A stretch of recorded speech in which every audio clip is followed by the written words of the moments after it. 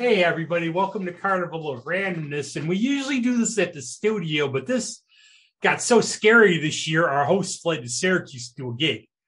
So we're Zooming it over at our Zoom Master, Patrick. Mm-hmm. What do you want? The Zoom Master, the Zoom Wizard, the Master of Zoom ceremonies, whatever you want to call me. The Zoomologist. There'll be Stan Merrill, we used to call him in music college. But one of our things I've always liked since starting the show is we've been very lucky to find some very good people during Halloween time that we just fell into working with. And they've done some challenges because of, 2020 was kind of interesting, wasn't it? Yeah, it was, but a little bit it's weird. Coming up again, and we're going to talk about, we're very glad to have our good friend Tom Gleason here. And hello, Tom. First Zoom. Hi. Yes, thank you for having me on. And I want to go back a little to it was the Scream Fest. What's it officially called this year? So now it has expanded into what we're calling Hamlin's Halloweenathon. So this whole thing started as the School of Screams back in 2006. Patty Jo started it. She was the recreation director in Hamlin at the time. And she started it off by haunting a single hallway for a little kid that was sad because he was missing out on the haunted hayride that year. And now over the last 15 years, it's grown into a whole month-long event. Yeah, could you tell us a little more about how did you get involved in this and come to, start doing it? Were you involved? Did you haunt the kid? No, actually, I was in Ithaca when they started this whole thing. Likely story, Tom. I was the Halloween man of Spencer, New York, not Spencerport, but Spencer, down south of Ithaca. I would haunt my yard, and we'd have 500 trick-or-treaters going through, and it was a really popular thing. But I got worried that someone might trip in my yard and sue me, so I decided to stop my yard haunt. And figured I would attach myself eventually to a charity. And when I relocated back here to Rochester, this is the area that I'm from originally, over a couple of years of living here, I met the folks at Hamlin. I think I was at the 4th year that they did School of Screams, attended as a customer. And my daughter Kyra absolutely fell in love with it, and she said, I want to do this next year. So we got involved as volunteers in the 5th year. So this is actually our 10th year with the town of Hamlin doing something. And when they reached their 10th year of doing the School of Screams, we saw a need to change, and we dropped the haunted house. And we switched it over to the Scream Fest Festival, making a more family-friendly, all-ages experience. And then, of course, COVID came along. Yeah, I was going to say, all of a sudden, we're rolling along. We're doing the festival. It's going great. It's going. Yep. They're coming to get you, Barbara, in 2020. and I think, actually, last year we had, Greg on and everything. I think you really adopted in a good way. You did something, and I think too, and you can explain what you did last year in a second. I think kids needed it, especially being, they were used to wearing masks, but not in a fun way. Right. But you had a drive-through last year. We did. So we did a socially distant drive-through. Various organizations and families volunteered their time to put on scenes. This way, the people that were in the scenes, they were people that were normally around each other, less chance for COVID to spread, and it was all outdoors. So the public was driving through in their cars, and they would see these various scenes. Some of them were silly. Some of them were a little bit more on the spooky side. And then at the end of it, they would see their friend Chaos the Clown, and then they would get a bag of treats. So it was a chance for kids it was on Halloween itself. We knew that, people were probably going to be missing out on trick-or-treating. So this was their chance to have a memorable Halloween event and the kids to get some treats. Yeah, I had zero trick-or-treaters. I believe it. And I even had I put a bowl out even and just said, just take whatever you want. It's all free. I never have any. I live in the end of a dead-end street where there's not a lot of kids. No, I miss that. Now, that's the thing. We'll just talk a little about Halloween. I think, I've been reading Tom Robbins' Tibetan Beach Pie book again. He's one of my favorite authors. And he talks about Halloween when he was a youth, how much a big thing it is. And obviously, with memory, we make more out of it than it probably was. But it seemed like everybody was out, and it was all just great. It seemed like we were out till 1, even though we were out trying till 8:30, but it just seemed like in my neighborhood, it seemed like over the years is like no one. like maybe 10 years ago when I quit doing the door at the bar, because Halloween at the bar is a little different than Halloween trick-or-treating, dealing with the customers. Yeah. Right. We used to have people, one house had a haunted house like you did, and the same thing, the tripping reason was why they stopped. Yeah. Yeah. Literally, but it would pack the street by me. I would put devil horns on my dog and go out. Do you think like it depends a lot where you are, that it's in pockets? Like, I don't know, like by your house, you're not home. Probably. Do you get the kids, or I've heard friends say they get like 200 people coming down. There's that place in Irondequoit where they like have a little Halloween stuff. I know my friends live by there. It just depends where you are, basically, maybe? Oh, absolutely. I now live in Spencerport. I've been here for the last 6 years, and there's not many trick-or-treaters out here. It's mostly the residents here are mostly on the older side, not a lot of kids here. But there's still some enthusiastic people that decorate their yards, and there's those folks that put out their bowls of candy on the stoop in the hopes that somebody might come by and they might get a trick-or-treater or two, but it's not very populated here. Yeah, I think a lot of the kids on our street go to parties. They take them like to school parties and stuff like that. And I think that's how it goes there. But that's why the need for Scream Fest and stuff and everything. And now, can you talk a little about the challenges of putting this together, like over the years? You have to get all the guests, do all the stuff. I know how just getting guests for this and having them cancel at the last minute with something is, you know how it is. Yeah. Plus the elements. I remember the one year I was supposed to do yoga in the morning. We canceled, and it was pouring out. We got it in though. Remember that it rained during the morning that one year? Yeah.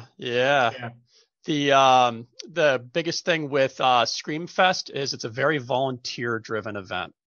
And so like that day you talk about when it was like really raining heavily, some of the volunteers kind of went, and backed out, but we still managed to pull it off. But really having those people in there helping us make this thing happen, that is really vital.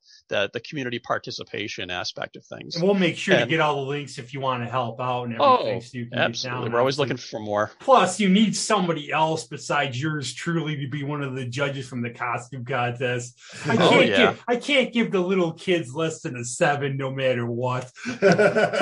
And my ears have been blown out by the best Scream over the years. Yeah, we've had a number of fun judges out there. We've had some of the ladies from Rock City Roller Derby. Yep. We've had Rob Witchman, the film producer, and of course Chaos as our MC.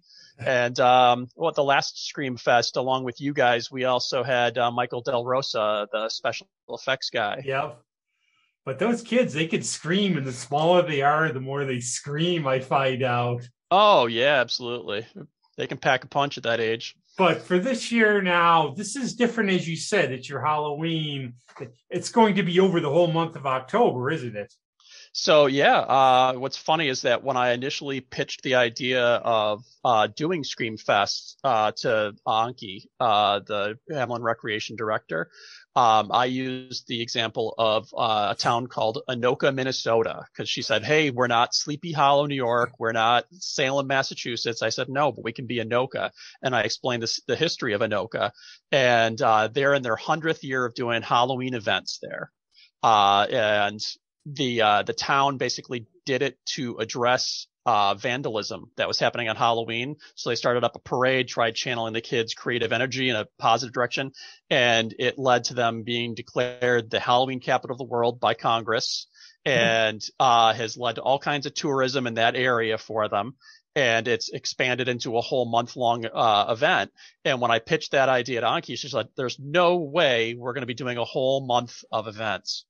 Well, here we are 5 years later, and we're doing a whole month of events, and it stemmed from COVID. Last year, we had that Hamlin's Horrible drive-through, which is now coming back again this year, but now it's Hamlin's Haunted Highway. And I envision it as, for people who haven't seen it, I envision it as like a scary Christmas light show type of thing with the ornaments. And it is a little bit like that. The drive-through light show. It is kind of like that, but since you've got all these different families and organizations sponsoring their own area, it's not going to be like a consistent, same thing all the way through. Each person is bringing their own thing to this. It's almost like that old fable of Stone Soup where all the townsfolk come together and they each add an ingredient to the pot. That's what's happening Yeah, here. you can have my car keys. But yeah, after seeing the performance of last year's thing, Patty Jo, who's now the town clerk, took on the Haunted Highway as her baby, and she's running that. The Hamlin Recreation and the Friends of Hamlin Rec are overseeing these other events. I'm still the chairman for Screamfest, which will be hopefully returning in 2022. That's our aim.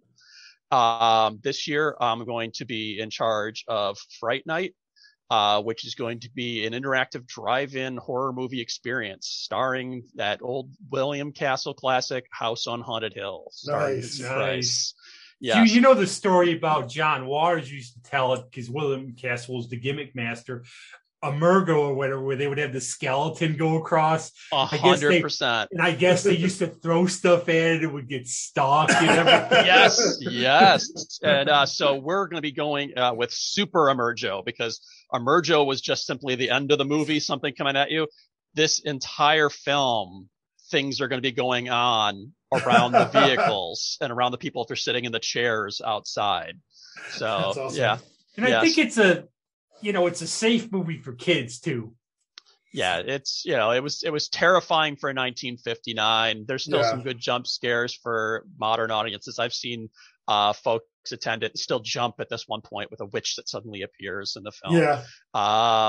And it's got some good little spooky moments, but overall, it's kind of silly fun. It's almost, Disney level compared to what's out there nowadays. Well, Vincent Price, the master of it, she's my wife. She wants to kill me. The deadpan and everything. Oh yeah, absolutely. It's a fun, but it's I think it brings out the best of 50s horror where it's got scares, but it's fun too. Yeah, and everybody should relate to it.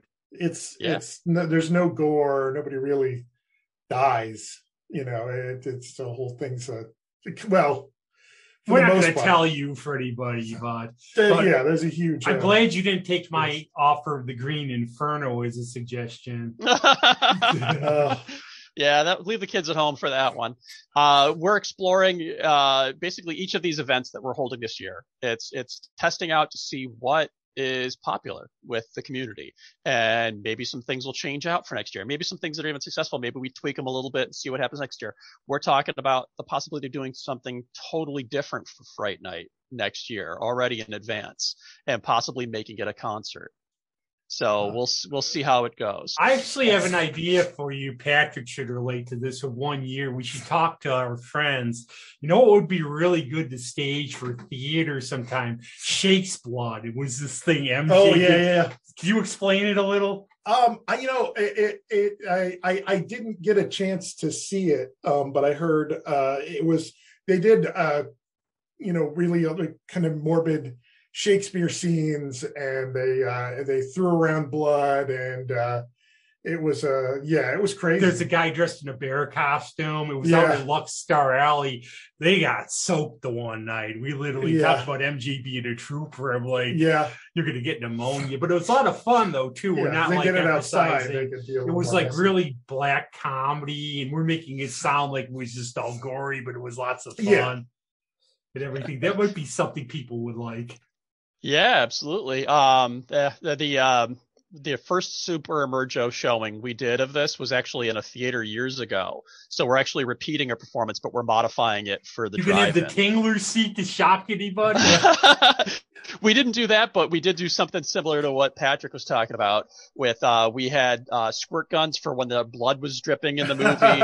And then we had a bucket that was labeled blood, but it actually had confetti inside of it when we keep running at the audience with it. Trick, exactly. Yep. Trick. So did you just squirt guns with water?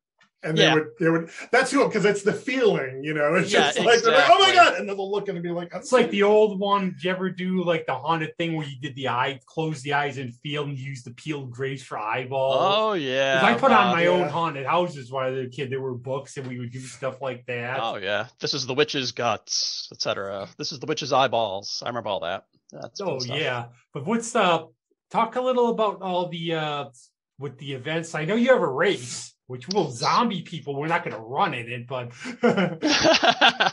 so yeah, the Run for Your talk Life about you living dead if I 5K. ran in it. Yeah. So the Run for Your Life 5K is a new event for this year. The guy that's running that, his name is Joel. And he had a great idea for doing a 5K where zombies would pop out and terrorize the runners as they're on their course. And that is going to be happening on the 23rd of October. It's going to be from 5 to 7. There's a sign up right now for it. Currently, as long as you sign up before, the 30th of September, there's set pricing right now where it's $30 per runner and $12 per zombie. T-shirts are given to the participants. T-shirts can't be guaranteed after the 30th, and pricing also goes up to $35 for runners and $15 for zombies. I'm sure a lot of people will be dying to get in. Actually, what we should do a little bit is go through, if you have it in front of you, you know it. Can you go through a little chronologically what the events are going to be? Absolutely. So glad you're prepared, because I'm not.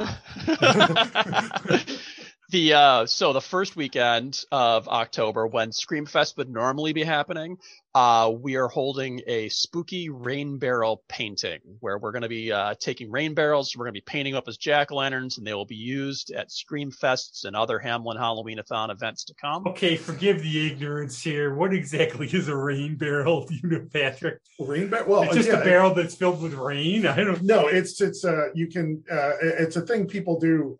You get a big one of those 50-gallon barrels, 55-gallon barrels, and you put a little thing on it so it catches rainwater. And it rainbow sparkles, like that type of thing? No, just like rainwater. Actually, it just collects rainwater, and you can use it to hose your garden and stuff like that. Just use it as a water source for gardening and stuff like that. I did not know. Yeah. My daughter and I are actually taking a 55-gallon drum that we've got in the garage, and we're modifying it to look like one of the zombie containers from Return of the Living Dead. Yeah. Okay. That's awesome. Why do you seem obsessed with this film? Oh, it's the Living Dead series in general, George Romero's stuff. I've been obsessed with that since a young age. Right now, I'm on a Dawn of the Dead kick is the best movie of the series, but I change all the time. There is a lot of fans that will say that. Best satire. Yeah. The best satire of consumer culture. I kept looking at the mall during COVID, seeing cars drive through when it was closed. Kept saying they're returning to what they know. Yeah, and it was a very timely setting for him to use in the 70s. Malls were on the rise at that point. And at the time when he filmed that, the very first food court in a mall was probably being built in Ithaca. The mall out there, that was the home of the very first food court in America. I want to say it was like 1977, 78. And Dawn of the Dead came out 79, I think. Yeah, around there, because my brother took me to the drive-in to see that and Day of the Dead double feature. I never saw it when it first came out. But I was going to a Pittsburgh Penguins game and I got lost years ago. I ended up in Zelenople. I guess I ended up by the mall. And I don't know if that farmhouse is still there or not. I mean, they should use it, obviously, as a tourist attraction if it is. The farmhouse from Night of the Living Dead is long gone. It's a sod farm. They tore it down. That's one of the reasons they were able to use it for Night of the Living Dead, is because they could do anything they wanted at the house because it was going to get demoed anyways. So there is a house that stands on the spot now. It's private land. If you're lucky, you can sign up for a tour. There's a guy, Lawrence DeVincenzo, also known as Larry the Legend. They have him give tours through the Living Dead weekend. And, thanks to him, I've been able to stand on the property where they filmed, and it was like going to Mecca for me. It's actually a very good book. I read about it some years ago. They actually had Romero's original script, Night of Anubis, in it. Yeah. And it was good to read. It was interesting. Actually, the original hero was like a redneck truck driver. He was, yeah. The name stayed the same. It was still Ben, but yeah, he totally changed when they cast Dwayne Jones. They changed the role to fit the actor because they knew that he was one of the best actors they were possibly going to land for that film. Yeah, it was one of the things that Romero always said. It's like we didn't set out to cast an African American. He just was the best guy we had, and it worked out like a happy accident to make a further social commentary, like as which I always liked about that film, and it's always resonant, unfortunately, in a lot of ways. Yeah, and in a way, like the best person in the film gets screwed at the end. Yeah. Oh, yeah. And if you look at the film, too, the hero really gets everyone else killed, too. His optimism and trying to get everyone out there. And if you look at the film, most of the characters die by the means of something that they desired. Harry wanted the rifle. He gets shot with the rifle. He wanted to be in the basement. He dies in the basement. The thing he cared about was his daughter. His daughter eats his arm. And it's the same with a lot of them. Tom and Judy, Judy, her thing was trying to save Tom. She ends up being the reason he gets killed. Yeah. And they're also desiring to get that car gassed up, and that also gets them killed. And then they find the key right down. Oh, yeah. But I remember Kira saying that the thing was, what more fun can you have than to stab your parents to death? I think that was her comment about it. It's like, That was great. What would you do? Like, suppose there was a zombie outbreak. Where would you want to be holed up? In your house or a mall? Or would you just want to wait it up, or would you try to get somewhere? Funny enough, my children are constantly having my children are constantly talking about this. And I think they're always leaning towards a Walmart in their conversations, because it's got a variety of things. They get the sporting goods, so they can get the weapons and tools and whatnot. There's that gardening area, so you don't even just have the short term thinking of eating the groceries that's there. That'll buy you some time until you can actually plant gardens in that caged off garden area. And you have your rain, your sun in there and stuff. So they got it all planned out. And they're all on discount prices too. You can wear your retro T-shirt of the day. It's like I confess I used to watch Dawson's Creek because it was on before Buffy. All I could think of is when Joey and Pacey get stuck in the Walmart the one night. And it has everything. Yeah. Yeah, so that's the younger generation's opinion, is go for a store along those lines. You're raising them well. You got the important things. It might be genetic, man. I don't know. They might have just done this even without my influence. I think for all of us who are into Halloween, I think it's in the blood. Somehow it just comes in. You're either a Halloween person or you're not a Halloween person. Yeah, right. So, what's next coming up after the barrel? So after the barrels, we have got 3 things that are happening on the 9th of October, starting at 9 a.m.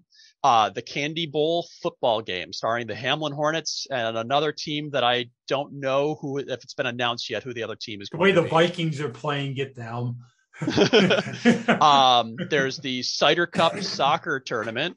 And then there is a blood drive that's being done by the Red Cross, and it's got a vampire theme to it. And you can sign up through the Red Cross's website, because they do have to limit, everyone to a certain appointment so that we can stop the spread of COVID and everything. Yep. So they have to be safe about it.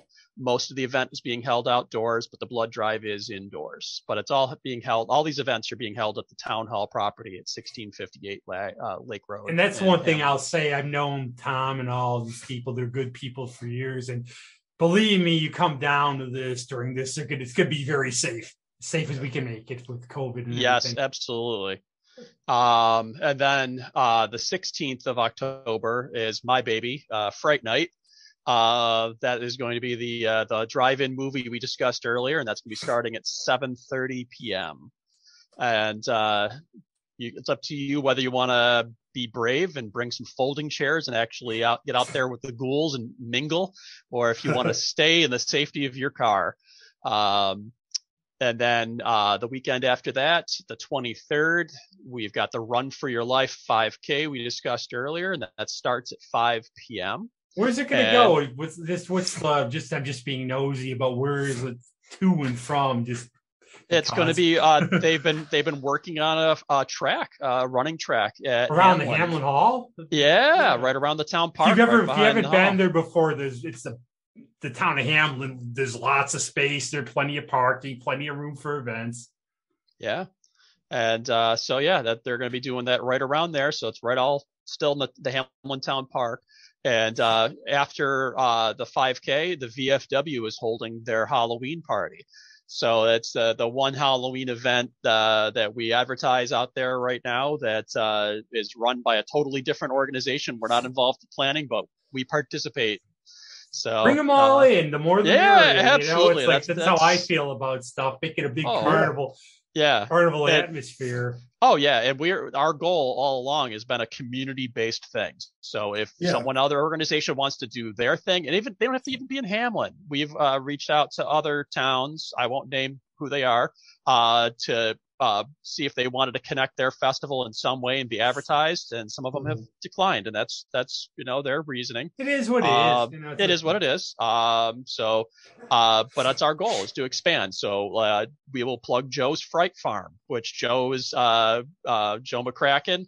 He's right in the Brockport area, and he's got his haunted barn that he does, and it's a little business out there. And we want to see all sorts of folks coming out and enjoying themselves on the west side. What are some of the organizations involved this year in this? I've had the pleasure of interviewing a lot of interesting characters over the years doing this. But what are some of the organizations involved this year?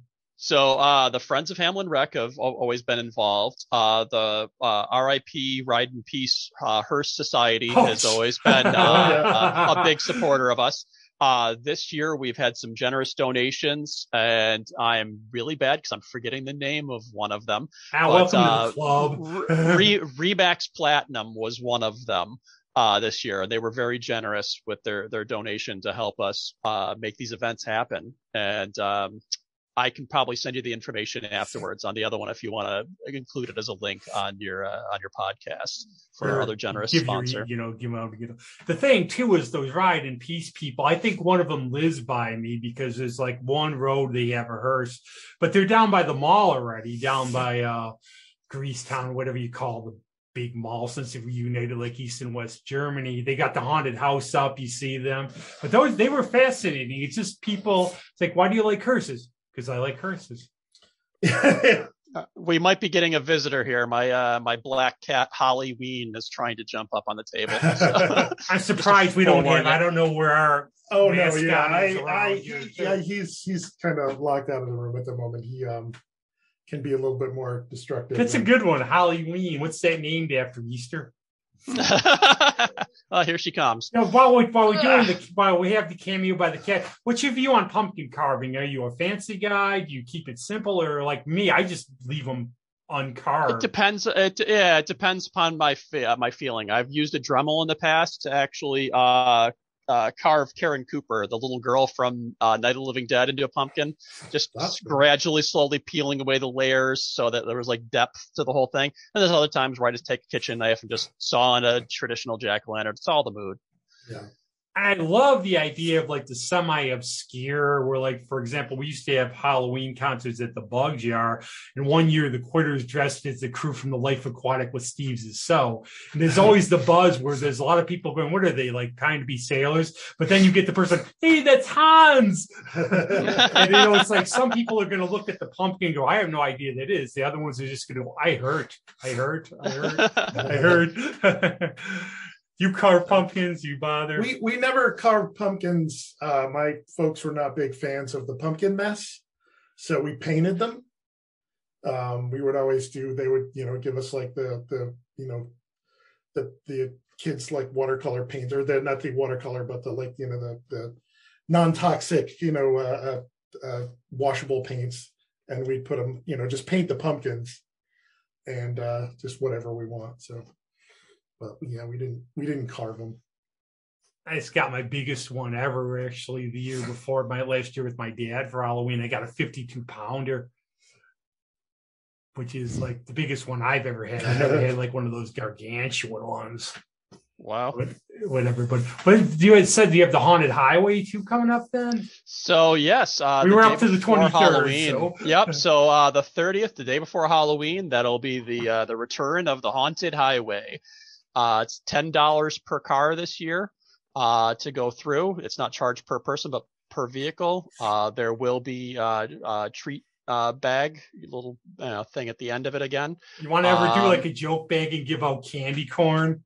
No, I believe candy corn is a good decoration and is never meant to be eaten. That's my personal stance. That's a very controversial thing, because candy corn lovers or the other one, candy corn or so get all the candy corn they want. Yeah. Somebody buys it, it's all over the place. Yeah, this is the thing. Like, if there's nothing, candy corn was the thing to eat if there was nothing else. So I got Adriana candy corn coffee last year. She actually likes candy corn, which is like I said, there are people who really like it. More about the Haunted Highway with our segue here.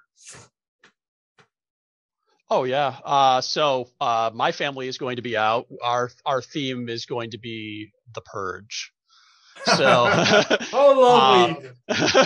So one of the things you can look forward to this year's, in addition to this year's Haunted Highway, is we're making use of radio. So you're actually going to be instructed to tune into a particular radio station as you arrive on site, and we're going to be broadcasting over. We're going to be using the same equipment to also broadcast into the cars for the Fright Night drive-in. That's great. So it is kind of a little bit akin, like you were talking about those Christmas displays of the lights where they be tuned into the station. It's along those lines again here. So we've got that added little element. So there's going to be a lot of fun. I don't know who else is doing the displays and what they're going to be doing. I know that there's a number of families that have already signed up, and usually end up with quite the interesting mix of things. Like last year, we had a family that was dressed up as minions, doing kind of cutesy stuff in one area. We tend to line it up so the cute stuff is on one side of the car and the spooky stuff is on the other side. So parents can plan in advance and have the smaller kids put it on the more friendly side, I had the one. I remember there's these haunted. You stand down at Midtown Plaza. They would have these haunted houses. It's literally the only time I ran out of one because they had such a scary vampire, and they would have live actors doing them. But the one vampire scene is like, wow! I fled. It was great. There are so many documentaries about haunted houses that I've seen, in streaming. But the crazy ones now. There's these extreme ones that are kind of, I don't know if you're familiar with some of these. Where they literally have to have people sign waivers, and they. Oh yeah, it's that's borderline torture. That's taking it too far, in my opinion.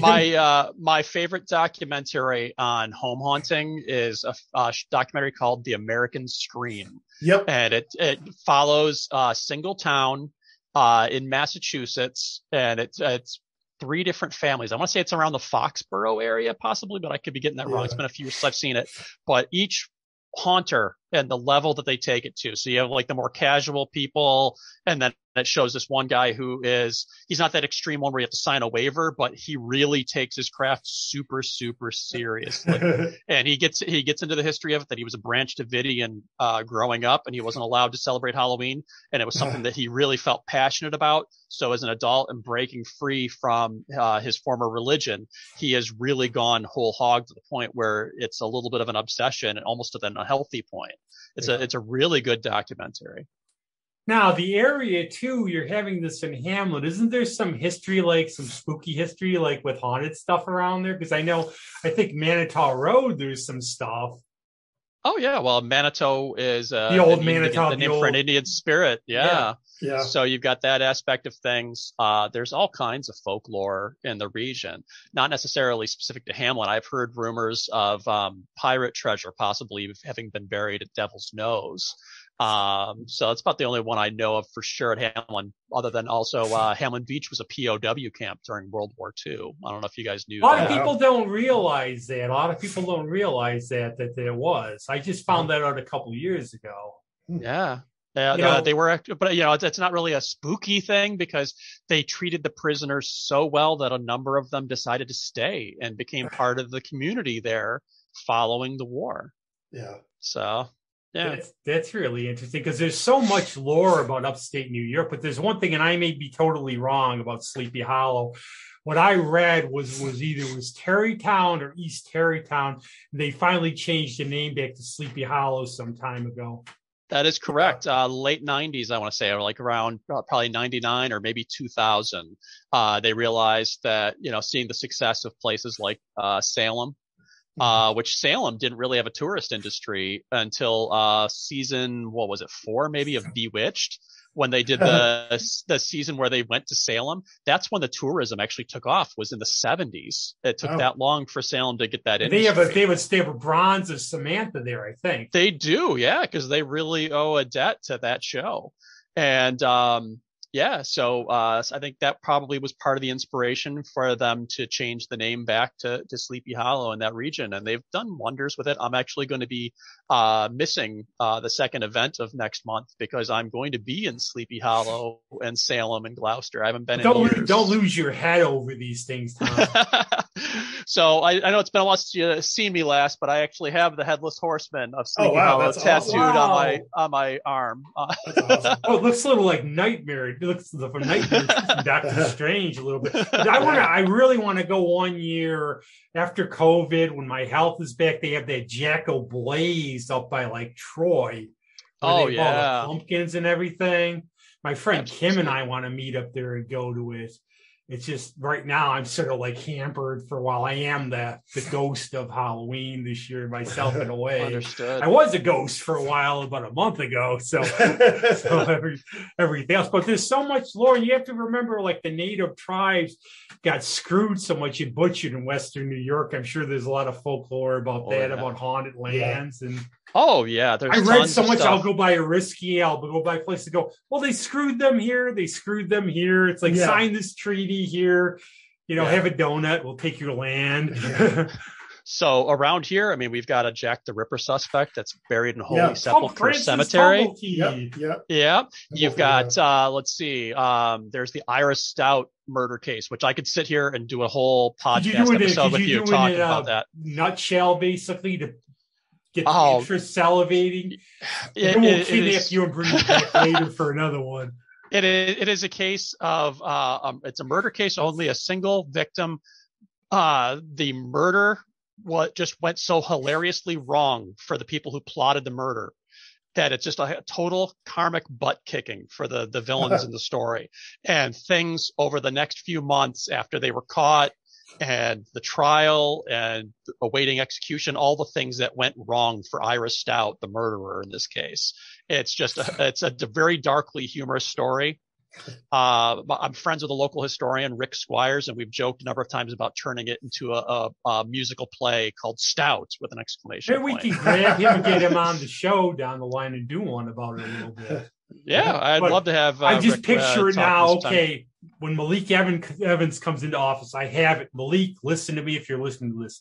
Rochester, home of the garbage plate and Jack the Ripper. Well, something to think about. So, why not? So actually, I've got a recent story to share with you. So, Francis Tumulty, I mentioned he's buried in lot 13 of the old section of Holy Sepulchre. In that old section is also where Rattlesnake Pete Gruber is buried. And he was a local eccentric who had this museum/shop that he had rattlesnakes that he raised in there. Have you ever heard of him? I've heard the name. Have you? Rattlesnake Pete. Somehow. Yeah. So he very, very cool guy, for his time period. A former boxer, I believe. The local gangs that would shake down businesses for protection money, they were scared of him because he had these huge dogs. He had a shop that was full of rattlesnakes and a mummy and stuff. And he was just, a kind of a brawny guy. And the first people that came around and messed with him, he beat them up and threw them out into the alleyway. And he's buried in Holy Sepulchre. And I had the experience, thanks to my job, to actually see some of his articles. So I work at the Rochester Museum and Science Center, and only about 5% of the historical collection is actually on display at any given time. Oh, yeah. The majority of it is held in vaults where we have to preserve it, at the right temperatures, the right humidities and stuff, making sure that nothing bad happens to these items. So in one of the vaults, the history vault, we have got Rattlesnake Pete's jacket, which is made of snakeskin. Oh, wow. And we've got some of his dog collars also made of snakeskin and one of his hats. And guess what it's made of? Snakeskin. Oh man, you figured it out. And we also have wow. Thank you for being here. You know what? We also have one of his cigars too, which is in the little box to protect it. I imagine it's, after 100 plus years, it's probably not faring the best in there, but we do what we can to preserve these things. So. That's great. We need to do more local history and everything, because there's so much interesting stuff, so many interesting stories in upstate New York. That a lot of people just don't realize it's like a gold mine for stuff. Yeah, but you mentioned that you did a great segue, Tom. What's the museum doing for October? Aren't they doing some? Yeah, actually, the museum is going to be doing something on Halloween itself. We're having family fun night, tricks and treats at the RMSC, and it's going to be taking place from 11 a.m. to 3 p.m. There's going to be trick or treat stations through the museum.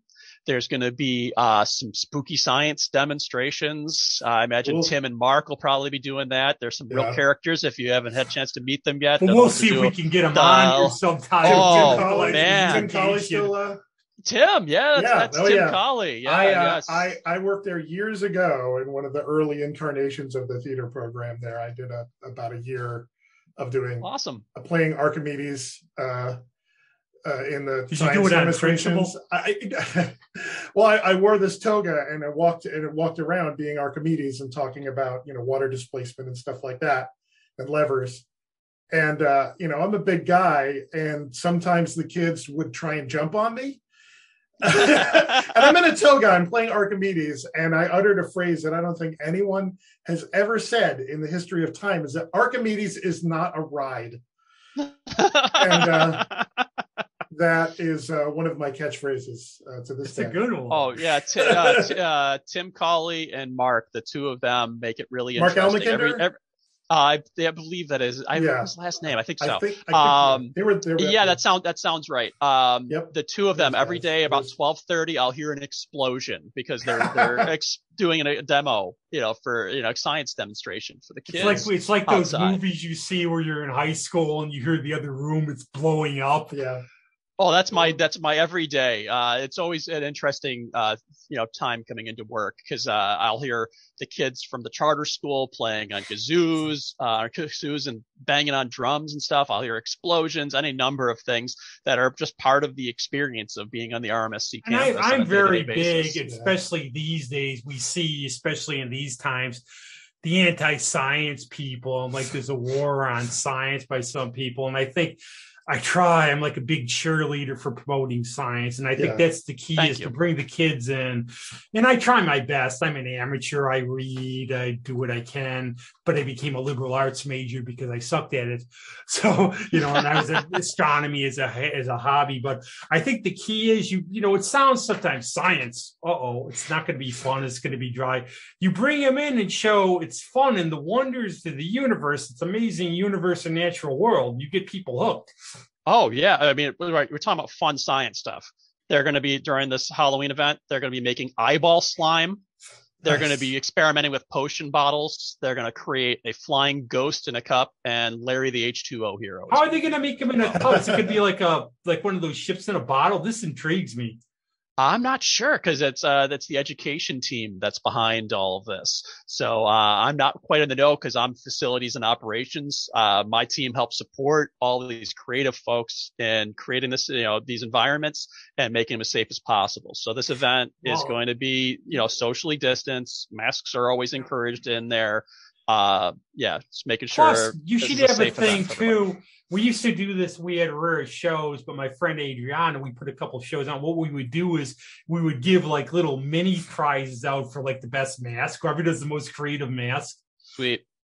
Gets like a bag of candy corn or something. That's cool. Oh yeah, we had one of the persons I respect most in the city is my friend Danny Deutsch owns Abilene, and he hit from the beginning. He closed, he cut off events and said, no, safety's first.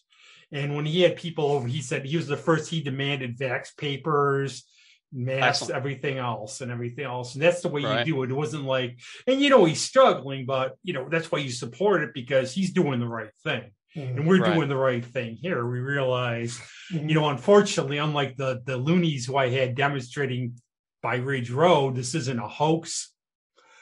Right. And Right. everything else. It's not like the sniffles either. I've known people who died from it, and Oh yeah. Yeah. We lost a member of the Scream team, during COVID.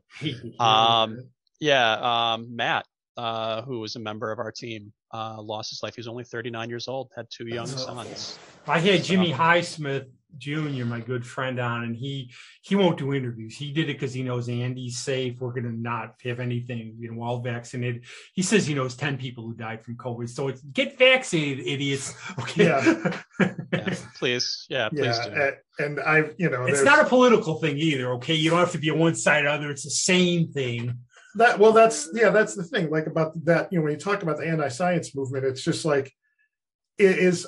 If you dig deep into all these things, you find something that has nothing to do with science that is at the heart of it. It's based on somebody's one particular axe to grind against something that usually winds up being completely unrelated. Right. And the problem is you get these, huge public health concerns get caught in the middle of this nonsense.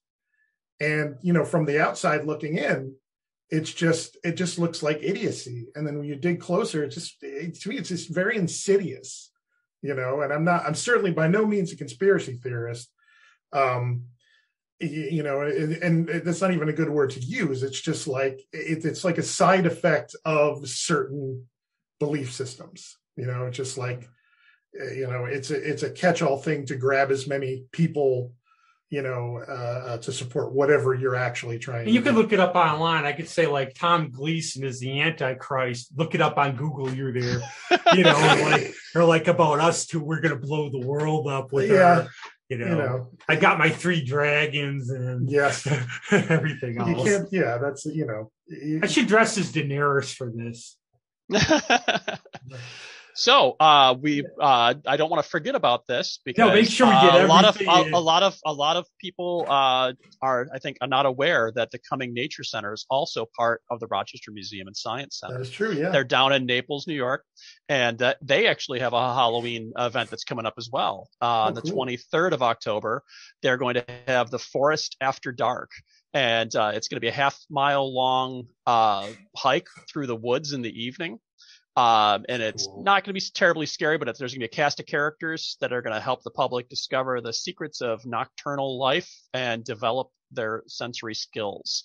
And then hot cider and donuts are going to be available after the hike. Well, that's cool. I know, the best I get is on my deck. We get all those weird moths and stuff at night. I love looking at the nightlife when it comes out, all the strange colored moths and all the weird insects and everything. So, it's just like going back to the fact that I work at this museum and I get to work with these fascinating people that are there, and I'm constantly learning things. So one of the things I learned recently is that fireflies, you can tell what species of firefly it is based on what level it is flying at. So it's almost like air traffic control. Like there's different breeds of them, and some of them fly down like a foot off the ground maybe, and some of them fly at 3 foot off the ground, and some of them don't even fly at all. We were joking about air traffic control, like, hey, sorry, you're the wrong species. Get in your own lane, sir. That's you're flying too high. You get them the right year by me. If you go for a walk, like there's a little like woods by my house. If you go with the right time of the year, it looks like Christmas lights. They're all in the bushes and everything. It's awesome. Oh, yeah. But that's the other thing. I always use the term gateway drugs for being good gateway drugs. And I always said for me, the planetarium was my gateway to science. I got to get back there. I've been, because of COVID, my dad, everything else, I haven't been. And I talked to Hillary about it, like how I got to come down there. But how is the planetarium doing now? Planetarium's doing great. In fact, Steve Fentress, he's the director of the planetarium. He just rode on one of those 0G flights last weekend. They've got one of those available in the Rochester area right now. I would puke. The vomit yeah, that's exactly it. And I'm sorry, I'm not going to do it. There was some lost lunches during this thing, but Steve did his review afterwards, and it was a very dignified affair. And of course, I would expect that from Steve. Very scientific. They took him through different levels of gravity. So they started off with Mars, and then they moved their way on to what the gravity would be like on the moon. And then the last 3 where they just rise up basically a hill in the air almost, and then they come plunging down. They took him into 0G 3 different times after that. That's cool. And one thing we can't see it, but behind you, for our fans out there who can't see it, we're privileged to see, you have quite the autograph collection. You have a couple of favorite pieces or some story behind one that might be interesting? Putting you on the spot. So my autograph collection, it's mostly, I'd say about 25% of it is from Night of the Living Dead, because that's my It almost looks like Colin Clive. I think I have to be wrong. It looks like Colin Clive, but it can't be, is it? Well, I'm not sure which one you're looking at. This one? Yeah. That is Jeffrey Combs. Now I get it. As soon as you said it. Yeah, that's how he appeared in The Frighteners. That is such a great movie. That's a fun movie. Let's see. Out of the autographs I've got here, you won't be able to see it on display, but I do have an autographed comic book that was signed by the Crow author and artist Joe Barr, and it's signed to Kevin Smith. So it's from one celebrity to another. That's the only autograph I've got that's not personalized to one of my family members or myself. I've got. Is that Doug Jones down at the bottom there on the right? This guy here, that's Camden Toy. He played. The gentleman on Buffy. Okay. Right above him, one of those famous skinny guys. Mike from the Blair Witch Project, which when I met him, it was shortly after the film came out. And I said, if you guys at any point had just stopped crisscrossing the creek and had just followed the creek, it would eventually lead you out of the woods. You're a man after my own heart. Same thing I thought. So he signed it. Go the way they told him to go. He signed it. Thanks for the advice. It didn't work anyway. So let's see. What else we got up there? I mean, obviously, like all the Night of the Living Dead, some of the folks, unfortunately, are no longer with us from any of those. I've got my Linda Blair. That was one of the very first autographs I ever got. I was living out in the Rome, Utica area at that point in time. And there was a guy named Bob Martin, who was an effects artist that used to work on Dark Shadows and on Chud. And he did a haunted house out there. And he was very generous, and he allowed my friend and I that were writing a zine at the time to interview Kane Hodder and himself.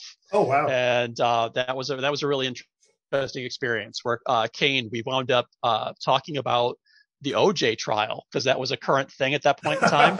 And he actually knew people that were involved. The lead from Killer Clowns from Outer Space was actually one of the witnesses in the OJ trial. And I think a lot of folks didn't realize that, because he had a connection to Kato Kalin.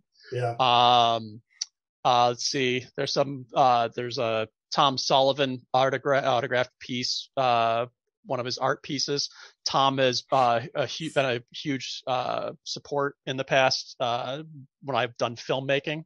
The very first film I ever directed, a short film, it was a Lovecraftian comedy.